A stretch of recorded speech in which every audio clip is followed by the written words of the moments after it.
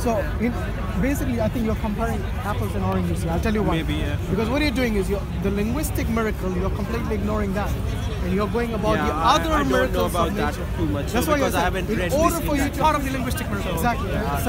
Just thought I'll something that I agree. I don't know much about the linguistic, as in I don't appreciate. So when he says that the Quran is something that is inimitable, you're talking about the linguistic miracles here. When Mansur and the Quran, when he says that bring a chapter like it, you know the smallest chapter in the Quran is only like 3 sentences, okay?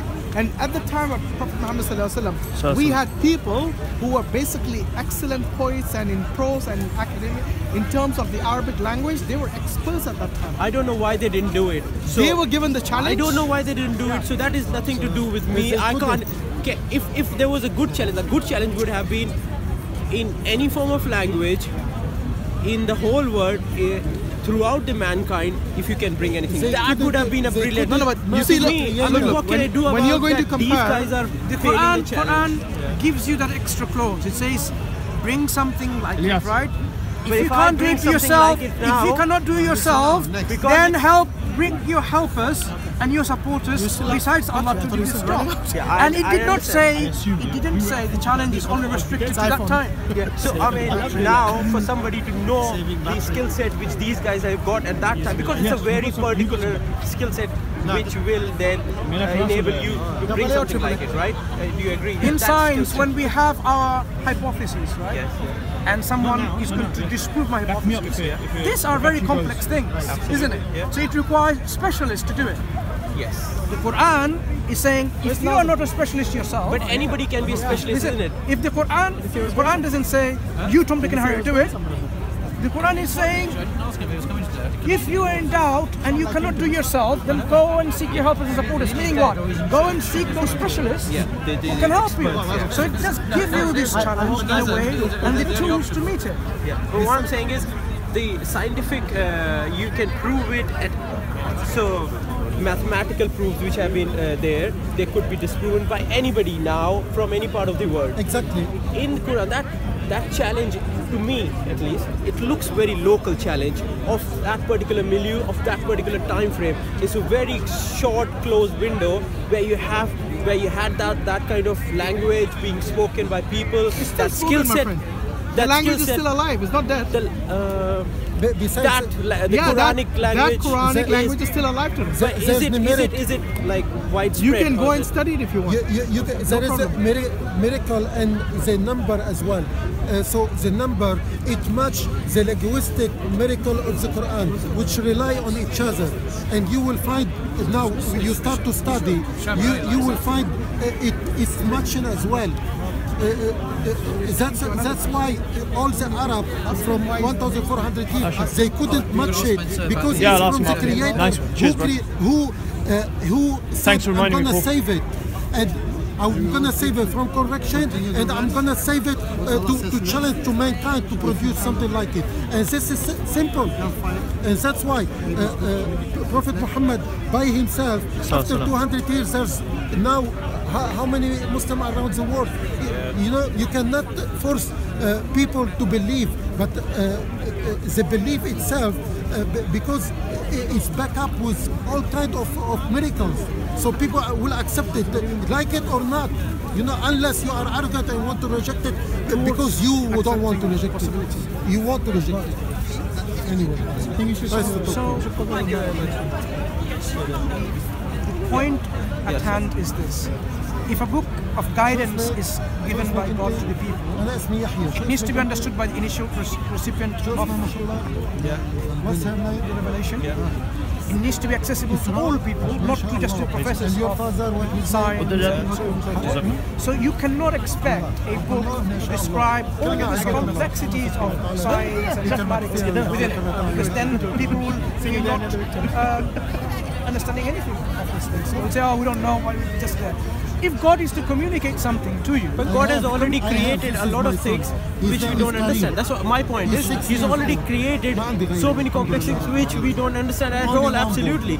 but still He has created it. So why can't I not expect a God to create something which is equally accessible to people, laymen like us, and also to experts No, he's done that all time. He's done that with the Quran for all times. All time. Quran all times. The Quran is for all times, and you can see the Quran, the laws the Quran gives and legislation gives. Is it for a local time period and scale of a geographic region, or is it for all times and all places? So you can examine this kind of sociological laws, and you can examine, to do with economics, to do with scientific understanding of the world, and so on. You can examine the Quran, and the Quran is giving you holistically all these issues. But it gives it in such a way that is accessible to everyone. But on deeper reflection, people can discover more and more as they're doing every day. More and more things from the Quran. So when the Quran said, for example, to the first recipient, that Allah has created this universe, the earth and everything else beside it, the samawat, the skies and heavens, as one piece, and God parted it asunder and made every living thing from water. To them, they understood in their level of understanding. But we appreciate this now a bit more in our level of understanding. Deeper understanding. Deeper understanding of these things. So it is important to realize this fact. The Quran, if it gave all this complex theory of relativity and the mathematical equation to solve it and so on, then it will not be accessible to everyone to say, what is this all about? This doesn't make sense to me, right? The Quran didn't come to teach you about science.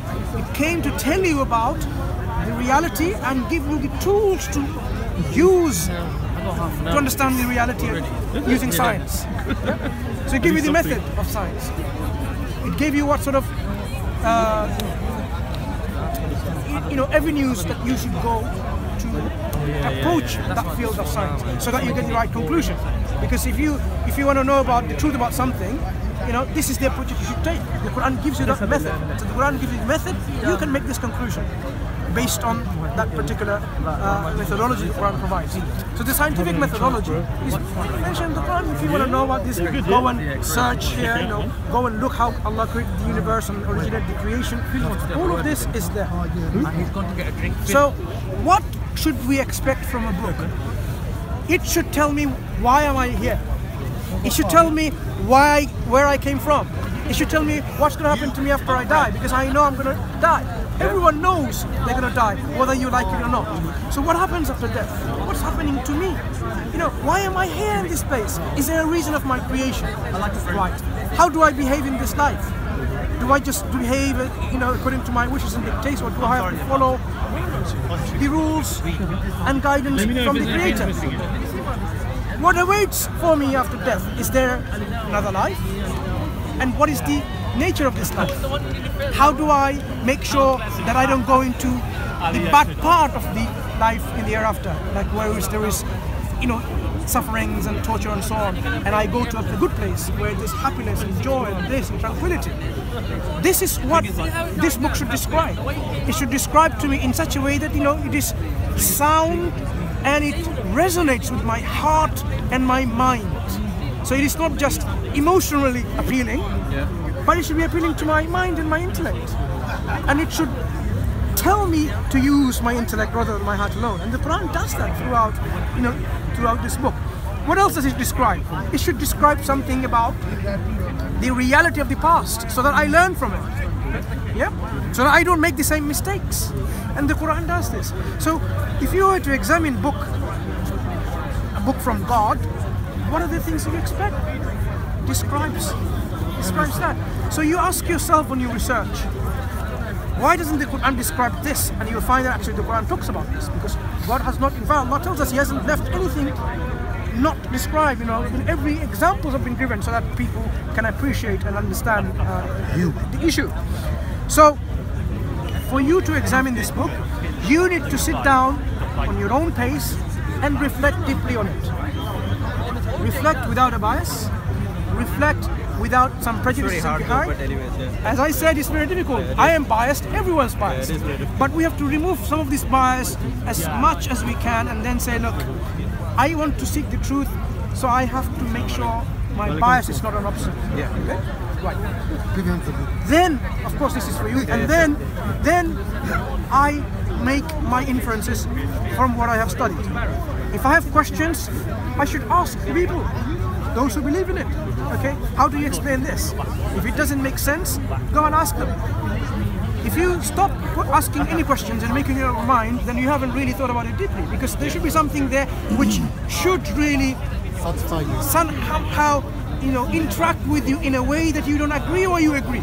Because the Quran talks to the human psyche, human nature.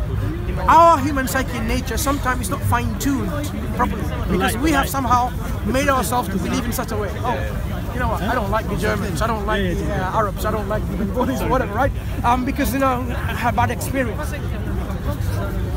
You have to somehow bring out all of these issues and say, look, the psyche, human psyche should be that if I'm a human being and if you're a human being, we must have some common ancestry, right? So somehow we are all related. So how can I undermine you in some kind of language and race and so on and so forth? It doesn't make any sense. So I have to overcome this, you know, this obstacle and barrier and examine this. So there's a lot of things to think about, but you need to ask you some question apart from the discussion we were having, just a quick ones, maybe you can just answer. Why is this supposed to be the last revelation? So you can never get my head around it. Why? Because now more than ever we actually need a prophet to tell us about this word. I know we can still stick to the old, so because we haven't changed much in terms of humanity and everything, so laws we can still apply those old laws, but now more than ever we do need a prophet. Why does it have to stop with Prophet Muhammad? Sure. So let's understand the need for a revelation. Initially, why do you need a revelation? Because revelation will tell you exactly what to do. So that revelation at the very beginning, right? So the guidance came and people followed. Now if people had access to this guidance everywhere around the world and it was sufficient for them, they don't need anything else. I see where you're going, right? Yeah. But if there were people spreading around the world and revelation hasn't gone to them, then you need specific prophets to come to those places to remind them, to tell them what is required of them. Because God is just. He cannot punish a nation unless He tells them what they're supposed not to do, right? So they have to know what is for them they should follow and what they should abstain from doing so. What if people from their own desires and wishes, as time went, they corrupted the revelation and guidance? You need another prophet or a messenger. Do? Why can't Allah God make the revelation uncorruptible? Right from the start. Right from the start. Why can't He make it uncorruptible? Yeah. So you can potentially you can have a revelation, but remember the initial revelation. Because He must have known in His wisdom that these are going to be corrupted. Yeah. No problem. This is a test for Initially, you can have a revelation. Initially, you can have a revelation, and which remains exactly the same. Yeah. Right? Now, what we say as Muslims is about God, about hereafter, about heaven, about hell, about the judgment. These are the realities of the future. Always remains the same. This message has always been consistently the same. What has been different are rules and regulations for us. How we should behave and not behave, what we should do and how we should interact. These things. Sorry, come again. You're saying. I'll give you an example. Yeah. At one time, people were not stealing anything, right? When the first human beings were created, no one's stealing. God doesn't need to put the laws saying, do not steal. And if you steal, this is what you should do. There was no need for it. Right? So that would be a revelation which will be absent from it because there was no need for it. So if you had that intact and it continued, and then time arose later, people were behaving in a way they're misappropriated, they're stealing when it's totally unfair to steal. So what do you need? You need some kind of guidance from God what to do, because God doesn't just leave you alone to make up your own rules and guidance and then you realize, oh, that wasn't the best thing to do in this case. God, being merciful, He gives us the rules and guidance of how we interact in our society. So that thing became a requirement later on because the need arose then. necessity. Yeah, necessity. It wasn't earlier on needed. So you have to have a communication from God, now preferably through prophets and messengers, bringing this particular guidance on this issue. So that's why you would need another prophet clarifying on this issue. So you have prophets to give you the initial guidance. If it remains intact, that's fine, you don't need anything. But if need arose because of people have gone to the other places and there's no prophet message there, you need a local individual, a guide from God, appointed to give you this guidance. So it'll be another messenger. They might say the same thing, exactly, but you need another messenger. If the message gets corrupted, God sends another messenger or a prophet to correct that message that got corrupted and say, this is what you should be doing. He might just give you the same message that got corrupted and give you the clarity of it. But you might also have a need where you need revelation to tell you now when needs arise elsewhere, in another locality, at another time. So you can have a continuous prophets like this ongoing. And in fact, we believe there have been many prophets like this throughout the time. Many prophets. What has happened is in our human reality, some things have changed. The world has got smaller and smaller and smaller to extend that it is now accessible. Human beings can travel around all the earth and so on and so forth, right? Communication about revelation can go everywhere. At that point, it wasn't like this. So if God gives us a revelation from Him, which is universal for all times and all places, and it will be preserved, then you don't need another revelation. Because another revelation will be for what? If you need another guidance for something else. Or if it gets corrupted.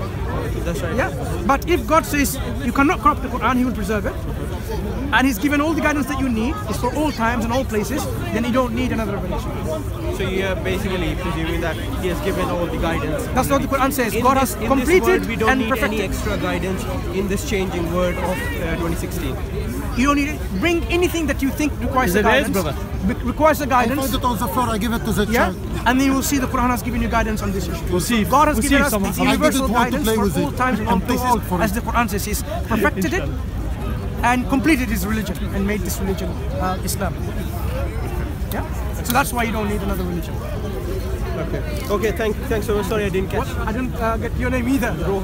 Rohit. I'm Mansur. It's been a pleasure speaking to you, and hopefully we should speak. Come again, Rohit. In the future. Yeah. Thank you very much. Appreciate it. Take care, Rohit. Come again, my friend. Yeah, Take care. cheers. Bye. Thank you.